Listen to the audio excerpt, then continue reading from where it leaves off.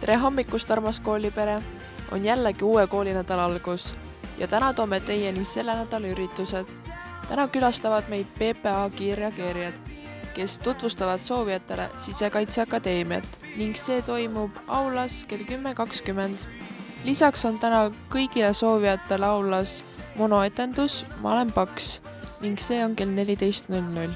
Lisaks on meil plaanis hakata laskma eetrisse päevanalju ja kui kellelgi on mõni hea nali varrukast võtta, siis palun saata see Koidula Meedia Instagrami. See nädal saab matemaatikas olema eriti raske, sest on tulemas lõpueksami kõige keerulisemad ülesanded.